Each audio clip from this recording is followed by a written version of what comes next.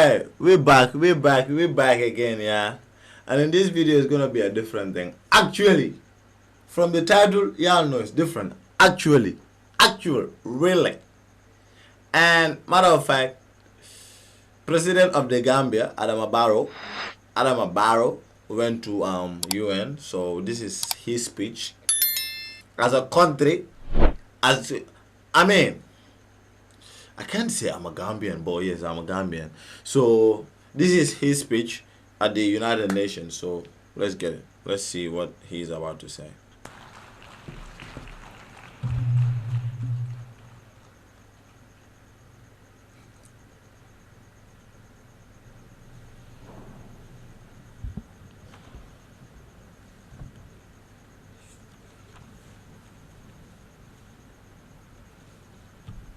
President of the 79th session of the UN General Assembly,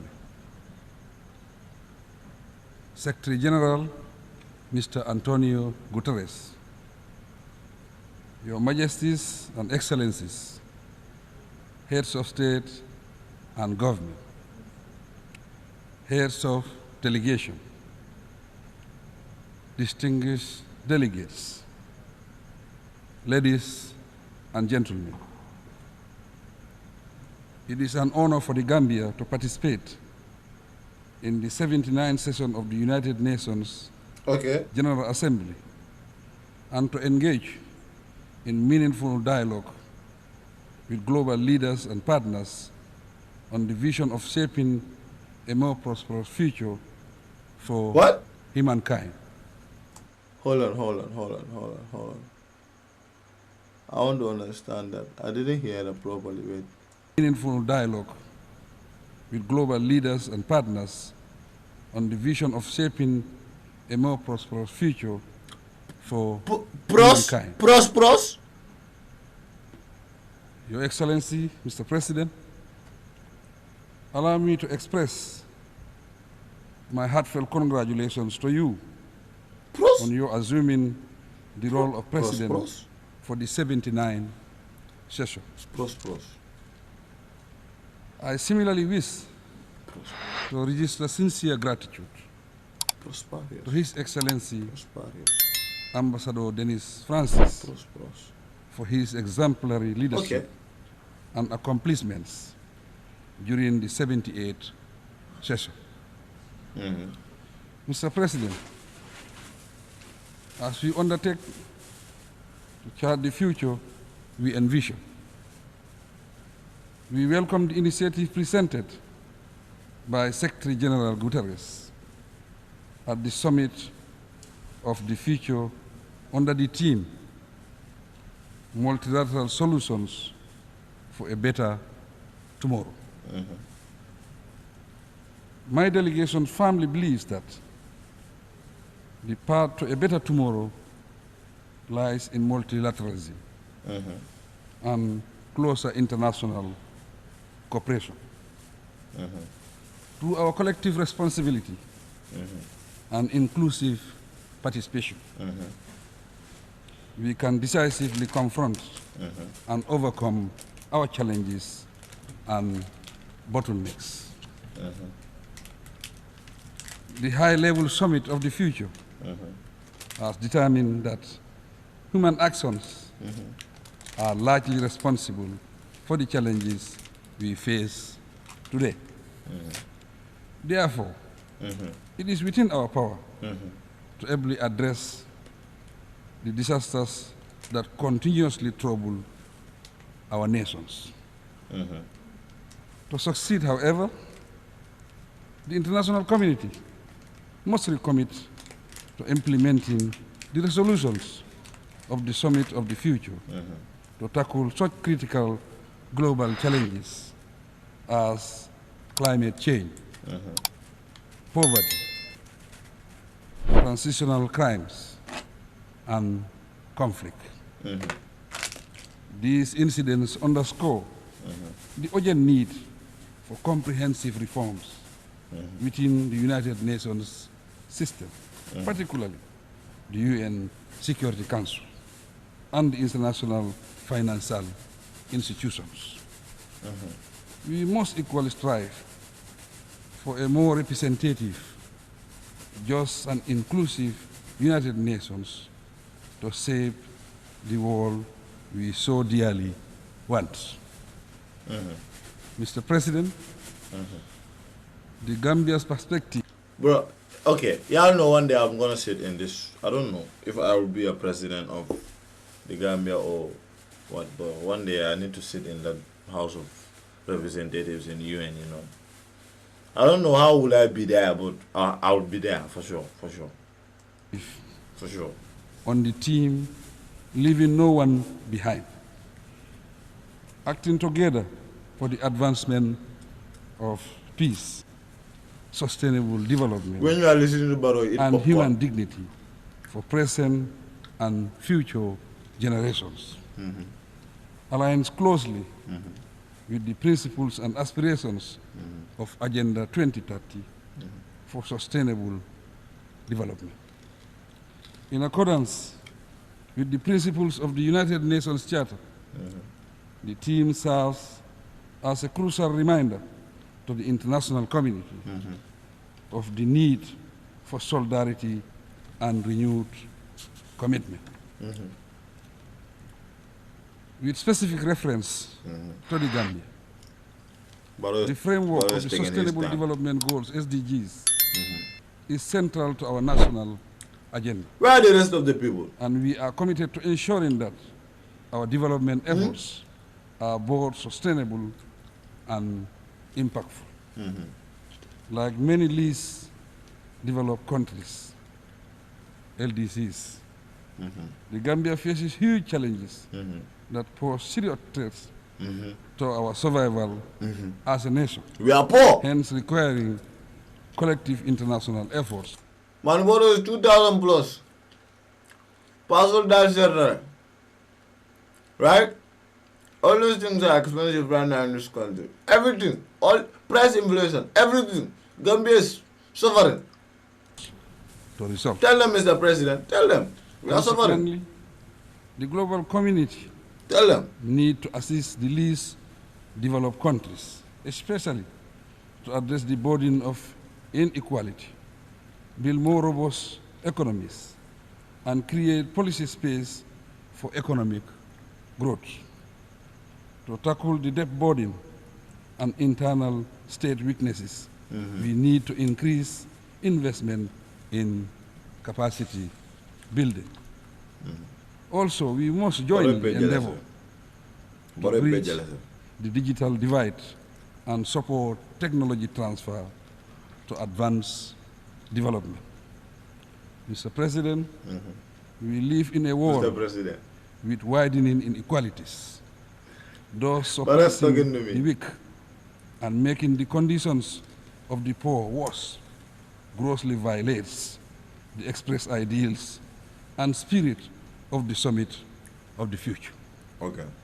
The Gambia is fully committed to the global call for gender equality and recognizes the indispensable role women.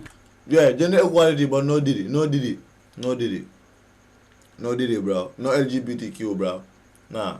Play in socio-economic development. We firmly believe that empowering women translates into community empowerment and ultimately inclusive development. For these reasons, my government places great emphasis on women's rights, and we are dedicated to protecting and empowering women. As President, I will continue to ensure that women and girls are protected and given the necessary space to contribute meaningfully to our national development agenda. How about the boys? Huh? On youth matters, at the recent consultative summit, stakeholders recommended a sharper focus on innovation and climate change, gender equity, bridging the digital divide, and global governance that promotes youth empowerment through employment, education, and health. The summit's recommendations will inform endeavors to fill policies gaps and expand funding opportunities for better youth engagement. Furthermore, my government commits to aligning our national priorities with global benchmarks and in partnership with youth-led organizations and other stakeholders. We also resolve to use transformative solutions to create greater opportunities for all. Mr. President, the Gambia believes in collective international efforts to combat global challenges. Skinny, Barrow is talking to you. Skinny being president. Based on this, last year, the Gambia joined the international community by co-sponsoring UN General Assembly Consensus Resolution 77/276, which sought to engage the International Court of Justice, ICJ, on the obligations of states regarding climate change. Last August, the Gambia submitted its written statement to the ICJ, and we look forward to participating in the oral hearings later this year in The Hague. At the national level, the Gambia remains steadfast in its commitment to promoting human rights and establishing a vibrant democratic environment.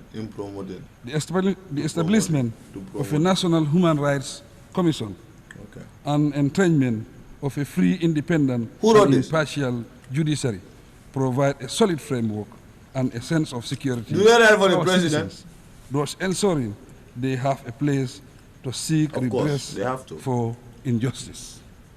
I am happy to report that since 2017, the Gambia has neither recorded a single political prisoner, nor has any journalist or human rights activist been jailed in the Gambia.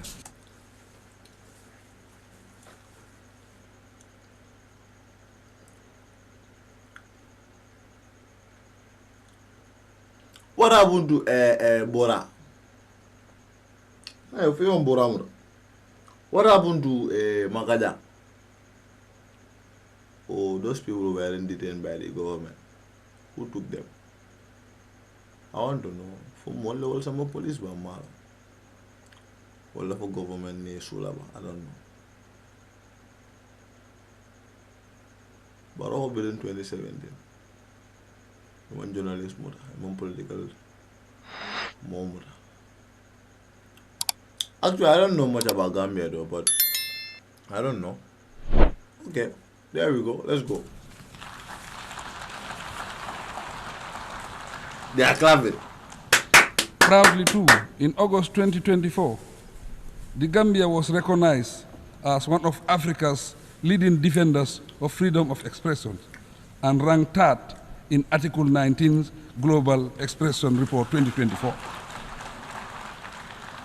We will continue striving to better our situation.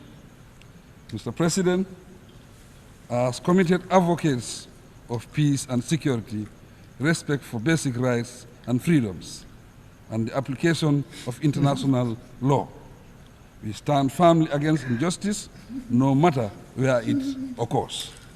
No doubt, as a nation of peace, guided by democratic principles, we have learned valuable lessons to act upon and share. With the help of the international community, we are steadily taking steps to bring closure to the saga of the victims of dictatorship in our country. So far, we have successfully managed the transitional justice and reform processes. Moving forward, we count on your support in the next critical stages of ensuring justice, reconciliation, reparation where necessary. The Gambia will continue advocating preventive approaches to peace building to avert future conflicts. Once again, I take this opportunity to express our appreciation of all the support the UN Peace Building Commission has been extending to us. Mr. President, the ongoing conflicts in Palestine, Sudan, the Sahel, Ukraine and Russia, the Democratic Republic of Congo, Libya, and other conflict zones demand the international community's immediate intervention. We must explore all diplomatic means to restore lasting peace worldwide and free all innocent people, particularly women and children. Free Palestine, from bro. The calamities. Free Palestine. War. Free we call on the Palestine. international community to prioritize support for the post-conflict reconstruction of Gaza and the improvement of economic conditions in the West Bank, even though the situation in that region is extremely serious. The intense destruction of lives and property continues. The Israel occupation, expansion of settlements, blockade of Gaza, and restrictions in the West Bank, together with the threat of intensifying the war to a regional conflict, continue to worsen the ongoing tensions in the Middle East. Accordingly, I call on the United Nations, the international community, and the Organization of Islamic Cooperation, OIC member states, to join forces and urgently bring about permanent peace in Palestine. Free Palestine, bro. Through recognized structures, I am, as chair of the OIC, committed to stepping up efforts and exploring every possible diplomatic and peaceful channel to resolve the Middle East crisis. The OIC has been very active, and under my leadership will continue to promote and pursue peace in that region. Our common objective is to create a situation wherein Israel and Palestine coexist in peace and security under a two-state arrangement and within the recognized pre-1967 borders. With the sustained support of the OIC, the Gambia has stood as a beacon of hope for the oppressed Rohingya Muslims of Myanmar. Despite relentless efforts over the past 5 years, the oppressive regime of Myanmar has intensified its oppressive campaign through forced exile and unspeakable act of violence.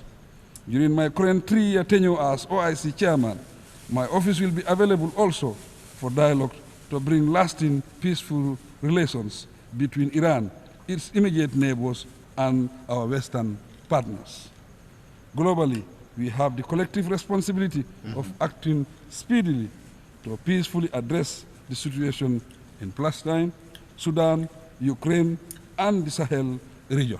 Mr. President, we commend the efforts of the Kingdom of Morocco and the viability of the Moroccan Autonomy Initiative. The initiative... But wait, Barrow have spoken for like 15 minutes. Mr. President, but the moment say boy, small bella come by that boy. Mr. President, you know, for honestly, you know, because you never, honestly, Mr. President, wow, open up a jail, Gambia Badar in the Toyana, and do for a but I'm being Bangoka, my board will live fuller, Mr. President. I see that all be, you know. Aligns with the principles of the UN Charter, and it provides a platform for all parties involved in the Moroccan-Sahara conflict to engage in a UN-led dialogue for a permanent, mutually agreed political solution. With regard to recognition and respect for the One China principle, we continue to stand with China. The People's Republic of China represents renewed hope for global rebalancing towards how much do we owe China? Peace and development. How much? China's generous support to its southern neighbors through its numerous development cooperation initiatives how much do we owe China? Proven usefully impactful and strategic. Mr. President, migration has ever been a fundamental aspect of human development. And it significantly contributes to the growth of both home and host countries. The international community should address migration in a regulated manner and decriminalize it. Indeed, human beings should not risk losing their lives in pursuit of a better future. In this regard, the Gambia is collaborating with relevant countries to improve the plight of migrants, although we must discourage irregular migration.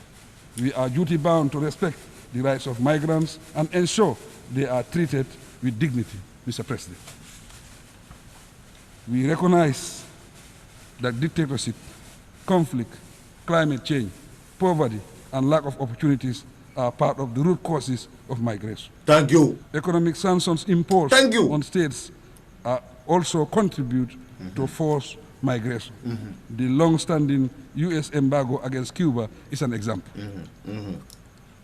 My view is that these embargoes should give way to renewed good neighborliness and cooperation. How long do you think like it took the president to study this? Relations between the two nations. The international community should address inequality and compassion and fulfill the commitment to the official development assistance plan made by donor countries. As regards the original countries of migrants, we must uphold the ideals and principles of democracy, good governance, and wise resource management approaches, Mr. President. Mr. President. In conclusion, the international community must prioritize diplomacy, dialogue, and mutual understanding as we confront challenges of global concern. I also urge the private sector to collaborate with our governments in taking concrete actions towards I'm our about to common become a minister, goals. bro. Simple yet impactful steps, such as supporting local initiatives, promoting inclusive policies, and engaging in global partnerships, can make a significant difference in the world order. Despite the challenges we face, there is immense potential for positive change through collective endeavors. Let us embrace a message of hope, resilience, and optimism for the future. Together, we can create a world where peace, sustainable development, and human dignity are not mere dreams, but a reality for all. I thank you for your kind attention.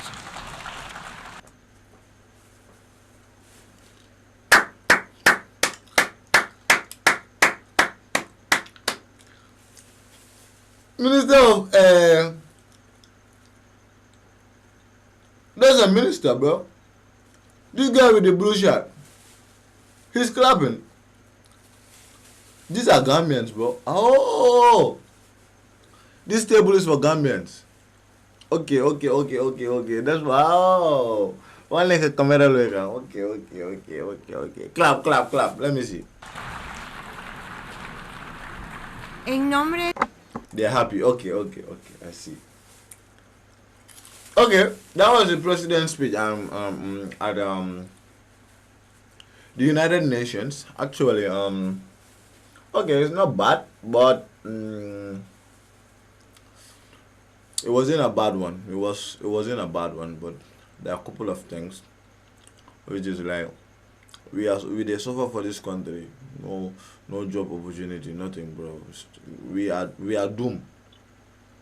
I believe that's supposed to be said out there too, you know, because matter of fact, man, respect to the government, bro, but niggas are going to the back, man, bull be that come back where each and every day, bro. It's because of lack of opportunities, man, we facing in this country, bro, like 50, I said 58? No, 98% of the youth of this country are all unemployed, bro. I swear to book. Hey, where would the youths go, bro? Like, that's the question we should ask for, each and everybody. Where will they go? If people don't really go to school, I feel like there should be more skills opportunity for them to go and pursue. If you don't make it available, how will they even know it exists? Man, the ratio of unemployment like in this country, man, is so crazy, bro. So crazy. Matter of fact, I think that's a very important aspect that should be talked about. How they can bring opportunities for the youth, man. Let them bring funds whereby they can create something for the youth, man.